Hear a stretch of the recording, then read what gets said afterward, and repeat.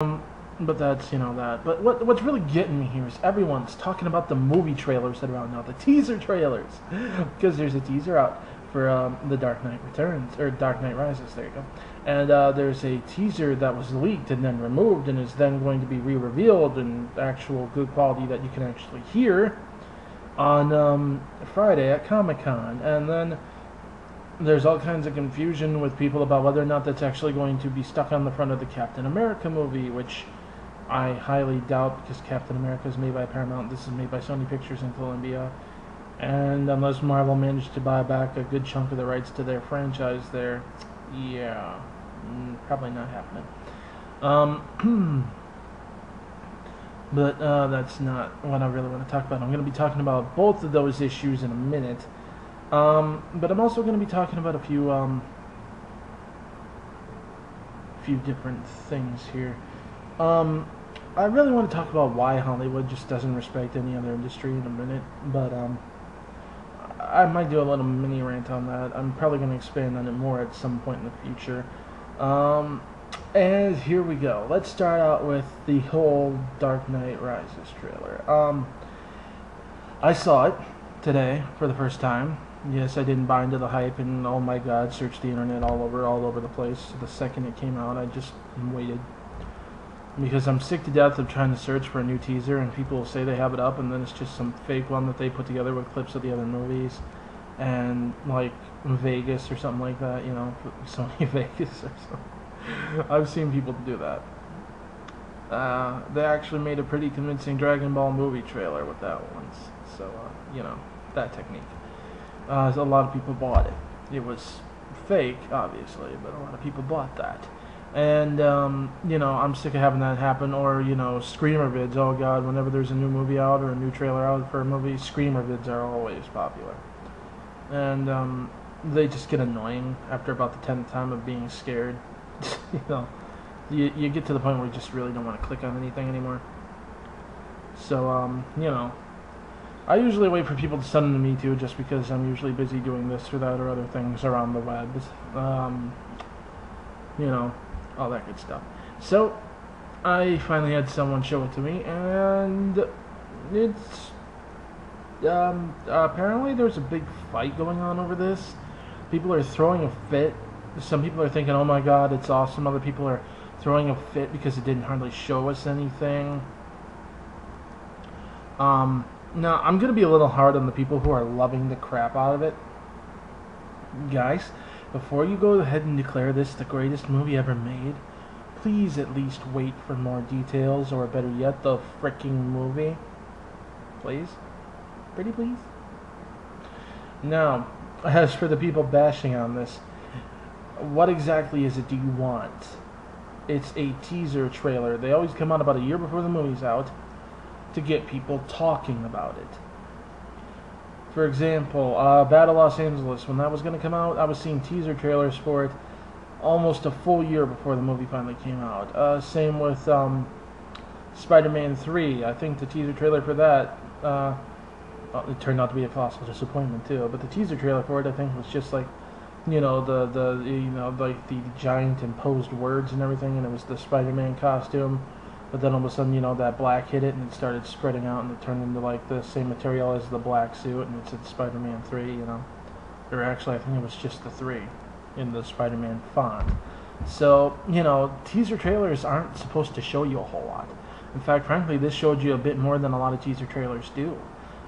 It showed you Gordon laying in a bed with an oxygen mask, obviously hurt. You got to see a very shaky shot of Bane. You got to see Batman basically panting and clearly in pain as Bane's stomping back toward him again. You got that little monologue there. See, what you got to understand is that a teaser is supposed to do just that. Tease you. It's not supposed to show you everything. They don't even have the movie fully shot yet, most likely. They're probably still doing some post-production, some scenes, wrapping it up. It's a full year until the movie comes out. I'm serious, it probably hasn't even gone to post yet. Or at least not completely. I'm sure they had to do some shots here and there, especially for the sake of the trailer, but You know, seriously, why the heck are you hating on this? You don't even know the details yet. All we have so far really is who the villain is, who, you know, the fact that Selena Kyle's going to be showing up, but I don't even think she's going to be showing up as Catwoman. I don't know. Somebody could probably tell you that better than I could. Apparently, you know, there's Bane, definitely, Tom Hardy's Bane. There's apparently going to be a cameo by Joseph Gordon-Levitt or something, in some role or capacity. I don't know. Been a lot of debate about who he'll be cameoing as. I don't think they said yet. But, you know, I mean, we have hardly any details here. We only have a teaser trailer. So can you please stop trying to determine whether or not this movie is going to be just bad or absolutely freaking horrible until you see it? You know, I'm willing to bet half you guys who are hating on it right now are going to think it's totally awesome when you come out of that theater. I really am. I know a lot of people, though, have, you know, fairly enough, wondered whether or not Nolan's going to put as much effort into this one or not, because it's getting rebooted right afterwards, so he might just, you know, slap it through, get the money, you know, let him reboot it. He lost his drive. He doesn't care. Who knows? You know, that is kind of a fair point, but at the same time, I don't think he'll do that. Nolan's a bit of a stickler for, I don't want to call him a perfectionist, but he's got a sense of class about him, okay? Where yeah, he doesn't seem to like to do any movie unless he puts a lot of work into it. So we'll see. We'll see. Now, as for the Spider-Man teaser, somebody's fired. I'll tell you that much right now. Seriously, how the heck do you let your teaser get leaked online days before it's supposed to be unveiled and then have to... Wow. Yeah, somebody's fired. I'm sorry. But, when you then got, you know, there's still some copies of it floating around out there, and they're low quality. Looked like they were recordings of either a TV screen or a computer screen or some kind of screen with a, camcorder, and because of that, the audio is really bad. One thing about recording something that's on a TV, a little tip for you: you should turn the volume on the TV down and just tell people to turn the speakers up, because when you try to turn the volume on your speakers up, it puts out more bass, and the bass oftentimes on a camcorder mic causes distortion, and so it sounds like absolute crap, and there's a, you know, muffle effect. It sounds like a muffled echo, really, which is very distracting, and you know, reverb basically. And yeah, but anyways, that's beside the point. You've also got some people who are, you know, spazzing out or hating over this. Now, I will agree that I'm a little bit more with the spaz out crowd here, because what I saw in there, yeah, it really looks like they're doing this right, with the angle they're trying to give it. Now, the angle that they're trying to give it, they're borrowing from all over the mythos of this movie, I'm telling you. They definitely have some stuff from Ultimate Spider-Man, some stuff from The Amazing Spider-Man, some stuff from, you know, all over the place. But one thing that I do like is, see, I'm not going to lie, when they did the original 3 films, I was kind of glad to see the organic web shooters, just because, you know, I know it's how they did it in the comics with the you know, artificial ones, but I liked seeing him produce his own web just because it made his powers seem a bit more spider-like. But now that I've seen the trailer and I can kind of see the approach they're taking with it, if they're taking the approach that they took in the Ultimate series, and based on, you know, the conversation he had with his father, the fact that his father left a suitcase and he opens it and everything, I think they are.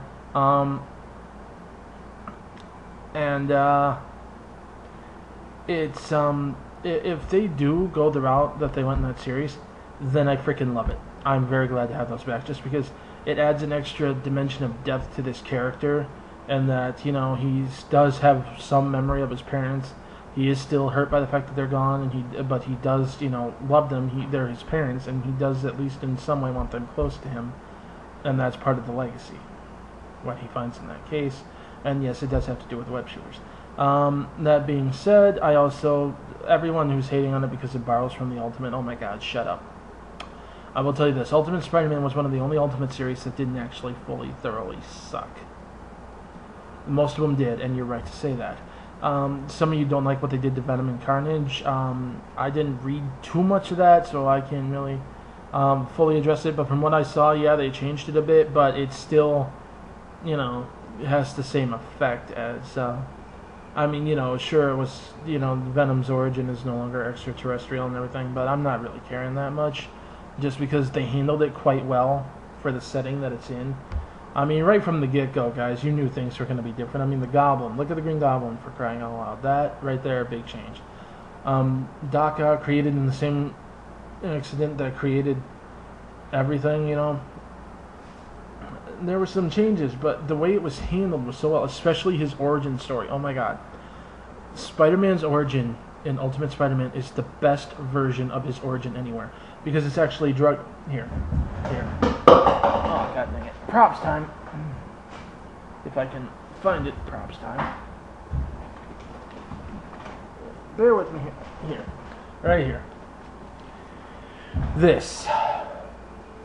If you only ever read one part of this, which I really think you should read more, but if you only ever read one part of this, the Ultimate Collection, Book 1.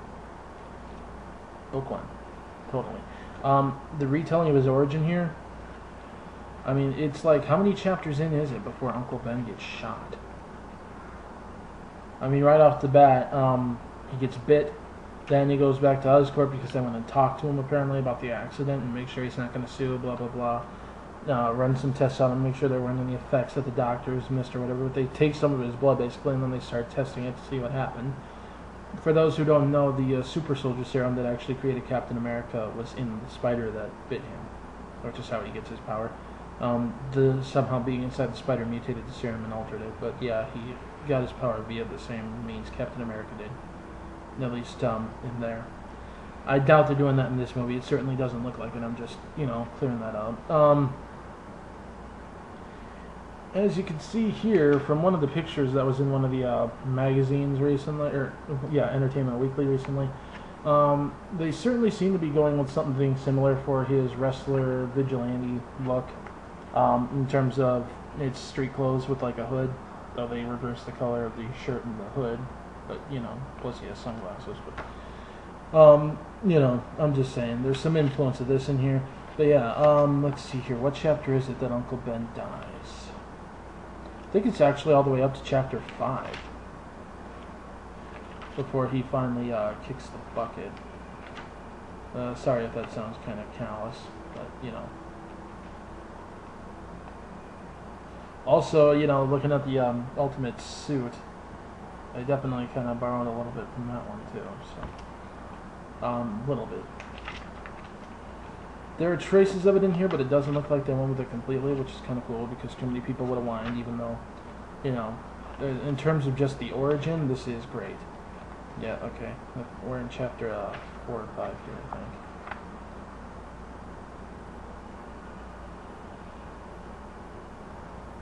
And yep, this is where Uncle Ben dies.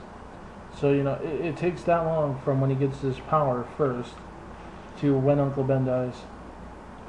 Oh yeah, chapter 4 he got shot, chapter 5 he found out that's what happened, but you know, it's definitely probably the best retelling of the origin ever. The whole thing though lasts from issue 1 to issue 13 is the first story arc period. It's the first year and it's perfect length of time to do it in. The main villains are well, the Kingpin and Electro, who works for the Kingpin at this point. And, you know, this is the comic, by the way, not the movie. But the way they stretch it out and the way that he actually does investigation and then learns how he has to fight and everything, I gotta tell you, read it. If you can find this book anywhere, read it. You'll see. You'll see what I mean. But, you know, they're not going completely with that in this movie, which, like I said, you know, due to the likelihood of complaints, it's probably a good approach to take. But, they are definitely using some elements from it, which I like a lot because they're using the good ones, the really good ones. Specifically regarding the web shooters, that's awesome. If they're doing what I think they're doing, which I really do think they're doing. And let's see here. The villain, yeah, confirmed to be the Lizard. I know a lot of people look on IMDb and then they see Proto-Goblin listed as above the Lizard. A lot of that has a lot to do with cast listing and the fact that people haven't updated it since May. And after the date that was updated is when they announced that Nils Van Adder is actually not going to be becoming the Proto-Goblin. He's just himself. Yeah, there's another thing that kind of ticks me off is what the actor playing him said. But anyway, if you really want to know, I'll tell you. But yeah, I'm not going to bring that up right now. No. Okay, walk it back here. But yeah, the cast listing, the way it's listed, for some reason, it has him up at, the top with some of the main characters, even though he's technically going to be a side character in this movie. At least that's how they're making it seem. And Doc Connors / the Lizard, who is going to be the villain in this movie, which is going to be awesome if handled right. Wow. Is listed as other cast listed alphabetically, and it's down there, which makes them seem less important even though they're not. I don't know why whoever created that IMDb page did that, but, it's IMDb. It's been wrong before. I had something that actually said that it was a TV series and then said it was a movie. So, I don't know. Literally, and they altered it within the time I refreshed it, too. It was crazy. But, yeah. So, there's some confusion about that, but yes, Lizard is the villain. A lot of people have been trying to say that this is so emo and everything now because, he's not all happy and wisecrack. Peter Parker as a teenager was never wisecracking, never happy, never bouncy, never smart mouth. No, that was his Spider-Man persona. As a youth, especially before he got his powers, he was always more quiet, more reserved, more introverted. And even after he got his powers, he was still a bit more of an introvert as Peter Parker. Much less awkward, but he was still more introverted and restrained.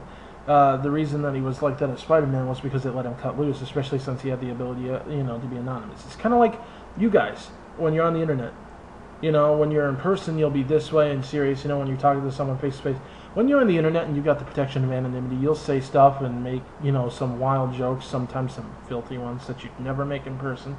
It's because no one knows who you are. You've got more freedom this way, and that can be exhilarating to some people, and they choose to exercise it in certain ways. Plus, the jokes and everything, they're a coping mechanism. They help him control and fight back his fear.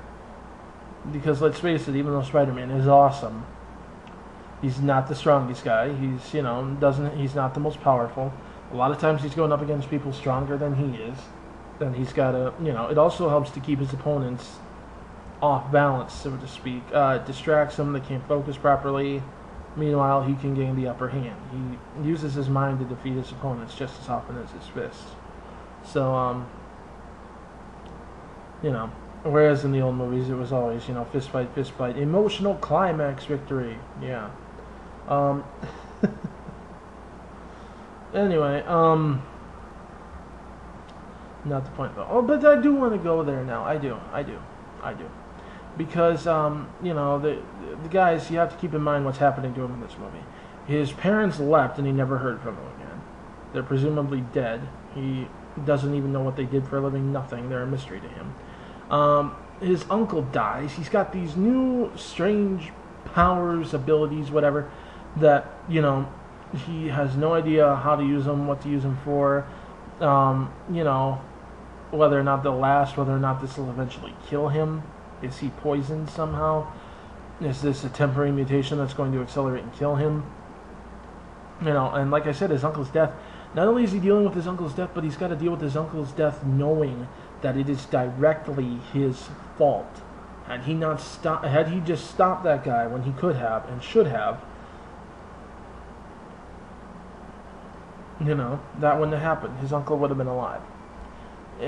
Frankly, it's a more tragic origin than Batman. Yeah, there, I said it. Deal with that. Batman, his parents died when he was a little boy. There wasn't anything he could have done. Spider-Man, his uncle died. His father figure died. After he lost his parents, the guy who raised him is killed because directly of his action. and he's a teenager on top of it. You're already emotionally unstable, so you're gonna take that harder. And yeah. So seriously, the mood actually does fit for this chapter. Um, and Mark Webb, he's done a great job at handling a lot of this stuff without going all emo and depressive. I mean, for crying out loud, one of his other movies was about a guy trying to figure out why a girl dumped him, and it didn't get all depressive and dumpy and nonstop. Anyway, not the point. Not the point. But now I want to get into the old movies. Why are you fanboys so all over this one is going to definitely suck just because it's not a Raimi film? Why? Half of you, and I know this for a fact, were the same people whining and complaining about Spider-Man 3 being such a butchery, so wrong, so horrible, never do that again. And then when they listen to you, and they decide, okay, we're just going to reboot this then. Yeah. Because you see, Part 4 was going on the same path that screwed up Part 3. Yep. So, I mean, you guys wanted the Lizard. This has the Lizard. You got, those of you who weren't stupid enough to think they could have Venom back and Carnage in the next. Guys, there's never going to be a Spider-Man film with Carnage in it unless it's an R-rated, straight up R-rated film. I'm sorry. And to do that would isolate most of their core demographic. I don't think you're ever going to see Carnage in a Spider-Man movie. I'm sorry if this breaks your little hearts. But yeah. So, I mean, Part 4, for crying out loud, did you guys not see who the villains were going to be? The Vulture and his daughter, the Vultress, who was going to be, wait for it, Felicia Hardy. Wow. Yeah, that's not a disaster waiting to happen. Aside from the fact that outside the confines of certain storylines, the Vulture was actually a fairly uninteresting villain, mostly tossed in there for the sake of being a filler villain to give the main villains a break. Or in cases where he was used brilliantly, but that required a bit of experience, history, backstory, and frankly arcs that frankly wouldn't make that good of a movie. I gotta be blunt. The Vulture is he's a pretty good villain in the comics when he's got a lot more room to scheme, plan, whatever. He's not a good movie villain. And then when you're going to introduce a Vultress and have someone who's... I don't even think there ever was one. Unless it's newer and I don't know about that. And I definitely don't think it was Felicia Hardy, who I'm pretty dang sure is not Adrian Toomes' daughter. So, it was another train wreck waiting to happen. I'm sorry, it was. And so they cancel it.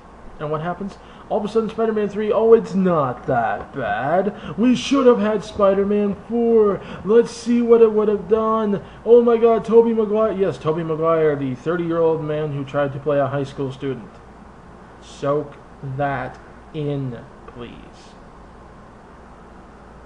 I thought we got away from that when we left the freaking 1960s. Heck, I thought we got away from that when we hit black and white. But, nothing creepy about the 30-year-old high school student. Nothing at all. And Kirsten Dunst, I'm sorry, not a good Mary Jane. Their portrayal of Mary Jane, not a good portrayal of Mary Jane. Her, not even a good portrayal of that portrayal of Mary Jane. Sorry. Yeah. Plus, look at what they did in the third movie. Take out Venom, even. Take out Venom. Take out the stuff that you said he didn't want to include. Okay? He screwed Venom. He admitted he screwed Venom because he didn't want him in there in the first place. Plus, he didn't like the symbiotes, which, frankly, is a BS move. If you have to work with it, at least give the fans what they want. Don't be petty, Sam. God. But whatever. Cut out Venom. Venom doesn't exist. Take him, spin him like a ball, throw him. Just the thing he did with the Sandman alone undermined a lot of the plot. I mean, for crying out loud. The whole point of him stopping that guy, and his uncle wouldn't have gotten shot, frankly undermined by the fact that this guy's the real killer. And that and the fact that you have to, and then they have to retcon in a flashback of, oh no, wait, this can still work. We'll just have him bump into him, which makes the gun go off. Right. Okay. I call BS on that one. The whole, he's sympathetic. It's frickin' Flint Marko, for God's sakes. The guy was a thug. He was a thug for hire. He was an unapologetic one. He was a lifer in prison, for crying out loud. In and out, repeat felon. You could literally, shorter times between incarcerations, for God's sakes. I mean, we're talking a hardened criminal here. And they try to turn him into a sympathetic character. It doesn't wash. Sandman doesn't work that way. That's not why he was so intimidating. But, stealing money for a daughter's operation. Oh my God, he's a charity case. Just that alone. And then what they did with the new Goblin. Oh God, that was so disgustingly, stupidly, foolishly handled. Oh God, frankly, killing off Norman Osborn already. And then Gwen Stacy randomly showing up. Oh my God, Gwen, the actual first major girlfriend. And when I say major, I mean major. I know there was Liz Allen in high school that he had a thing for, and then there was Betty Brant for a short time, whatever. Gwen was like his first real major girlfriend there. And they screw her up by sticking her in the... she should have been there from the get-go if she was going to be in it all. Well, the second you decided Mary Jane goes first, Gwen Stacy goes bye-bye. If you're going to bring in someone to be a potential love triangle with, or tension, that's where you bring in Felicia Hardy. That's where Black Cat could come in. But not frickin' Gwen. I mean, there were so many problems with that movie, and the fourth one was starting to show the same signs. I'm sorry. But, you got your reboot, you got your Lizard, you got a Spider-Man who doesn't look like a 30-year-old, who actually looks like a geeky teenager. You got your web shooters, which a lot of you were complaining about in the movies. Why no web shooters? Why no web shooters? There they are. Oh, that's stupid. I've actually had people try to tell me that they think it's stupid that he's using, quote-unquote, mechanical stuff to shoot his webs now, when he did not do it in the comics. Yeah, I kid you not. They say he didn't do it in the comics. There was a short stint where he no longer used them because he was able to produce his own. A few times. Once with the symbiote on. I think when he got the power cosmic, it might have affected his web ability. Actually, I think it was actually cosmic energy webs that he swung for, and then he wound up flying anyway. So I don't know, but anyway, thank God that was short-lived. It was a good arc, but wow, that would have been overpowered. And see, that's what I mean. But anyway, and then when his powers mutated, but he's gone back to using them since then. But originally, always in the comics, he used web shooters. But there are people who believe that the movies are the accurate portrayal of Spider-Man, and that's something that I'm really ticked off about, because they were off on quite a few things overall. They were good movies individually, except Part 3. 1 and 2 were good movies individually. Part 1 I thought was okay to start with, because I thought, okay, maybe they're going to involve the character. Part 2 was an awesome movie by itself, but I'm looking at it as a whole, I was like, okay, I'm hoping that now that they're going to go to Part 3, they're going to have him more like himself. They got rid of some of the big drama elephants in the room there. Let's go. Nope. Worse. Emo Parker. Emo woman beater Parker. Wow. Yeah. So yeah, I got a lot of high hopes for this one. Gwen's in there at first. She's definitely where she's supposed to be, if she's going to be in there. I do, in a way, it was sad to see it happen in the comics, but in a way, I really do hope they kill her off eventually. I hope they have the guts to kill her off, just because it is what happened in the comics, and that would be an emotional high point, because what they're doing here is they are, it's funny. I can seem to recall a certain person saying that this would be a smart thing to do, and they should have done this in the first place when Raimi was doing it, and yet now that this is out, they're complaining about it, but I digress. Start off with Gwen Stacy, do it like they did in the comics. You met Gwen, you got attached to her, she was, you know, she was this beautiful girl. She was funny at times. You know, she was supportive of Peter, um, which is something that you know, I liked when I didn't think that she was the best choice for Peter, but I didn't think Mary Jane was until she evolved more. So you know, but you know, she you know, she was a very likable character. So when she did finally kick the bucket, when you know, it was sad. You were genuinely sad. It was genuinely upsetting. You actually felt his pain there, and that's what I really hope they do with this. I mean, that would be so perfect, so effective. Keep her in for a few movies, let people get attached to her, and then, you know, there. I said it. It had to be said. Not that, I mean, it's not that I don't like Gwen. Don't get me wrong. I'm not saying kill her off because I don't like her. I'm not saying kill her off because I don't like Emma Stone. I love Emma Stone. She's awesome. She's funny as heck.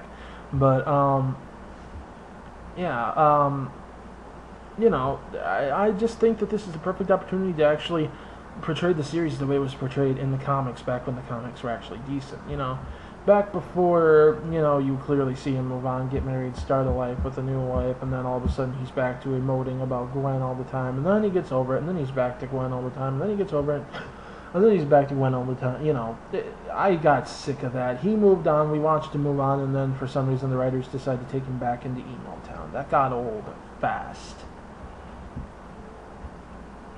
I mean, seriously. Oh, God. But anyways, enough about that. The point is, though, this is definitely looking like a faithful film. People are definitely whining about it. And this video's gone on for over a half hour already. Wow. So, yeah, definitely the Hollywood stuff's going to wait till next time. Definitely. Definitely. But this movie does look like it's going to be a faithful adaptation. Whereas the last ones, while being okay movies, they were not faithful adaptations. This has the ability to be both. And that's why I'm looking forward to this. That's why I encourage this. That's why I want this so bad. And I think it is going to be exactly what the title says. Amazing. They're corny, but who cares? It's 5 a.m. I'm too tired to give a crap. And one last thing I want to talk about, the suit. Everyone has been talking about the new Spider-Man suit. Good or bad, good or bad, good or bad. I'll admit it kind of rubbed me the wrong way at first, but I've been sitting down and I've been looking at it, trying to kind of force myself to get used to it, but I've noticed a few things. And, well, here. Okay. So, here we are, and we're going to take a look here at how it is I think this suit's actually designed a bit more for practicality. Combat practicality. It's... A lot of people have been complaining about the new design, and it is a little different at first, so it can seem kind of off-putting. But, there are a few reasons I think that they designed this to be a bit more practical, both for combat and for CGI purposes, which is probably going to be used in quite a bit of the combat. The first being that it's got a lot more blue in it than it used to, as you can see. And frankly, it is easier to digitize things that are blue and green, so... You know, I'm just saying that that could be a possibility. Of course, it might also not affect it at all. I don't know. But the main thing that I want to talk about is what a lot of people seem to complain about is a few things. First being the web shooters here and the gloves as a whole and the boots. When you think about it, though, see in the comics, whenever he used his web shooters, he always just kind of flicked the wrist and it shot out and everything. And that would imply a very narrow hole. And the problem with a suit, be it spandex or cloth or anything, is that sometimes that hole can be moved from where it should be. So when it would shoot out, what's stop it from getting gunked up in the glove at some point or jamming up? So frankly, having them on the outside here, yeah, I can actually see that as being a bit, practical in terms of usage. It kind of looks different from what we're used to, like I said, but it's a bit different. Now, as for the gloves, this is a key thing. The main thing to look at is the design and the way they look. I mean, when you look at them like over here and over here, it looks kind of funky. until you think about it. Look at where the blue is. See, the blue and the red here, they do almost appear to be a different material, so to speak. And when you look at where it is, the position of it being, you know, I mean, the red ends there, and it's blue there, and along here, which frankly would allow your joints to move. Well, at the same time, when you look at the red surface of the gloves, like around here, it looks a lot more rough, coarse, solid almost, than the blue, which looks like it's designed to have a bit more give. And frankly, in terms of combat, that could actually be a good thing, because see, it doesn't matter how strong you are, or even if you're doing it to a guy who's like half your size. You punch someone in the face hard enough, you can actually split your own knuckles. So this could almost be like a sort of protective glove, which, if nothing else, if not doing too much more damage, could actually simply just protect his hand from being too damaged when hitting someone. As for the boots, same could go there. I mean, you know, steel toes, people. Let's be practical there. What's going to happen? You kick someone wearing steel toes. It's also going to provide a bit more foot protection. Because, you know, you're running down an alleyway. Yeah, stuff can happen. So, yeah. There's my take on the suit. Andrew Garfield, I think, was a great choice for Peter Parker. He actually looks like a geeky teenager, especially when he's got his glasses on. Holy crap. Wow. Impressive. Impressive. I feel... God... I'm sorry, he's just, some of the pictures of him when he's like that, they definitely put out the slap a kick me sign on my back vibe. So yeah, I think they got that right, definitely. And we're going to see what twists and turns this film is going to take us on, but I'm betting it's going to be pretty good. So, till next time, this is my, holy crap, 30 some odd minute long video saying good night.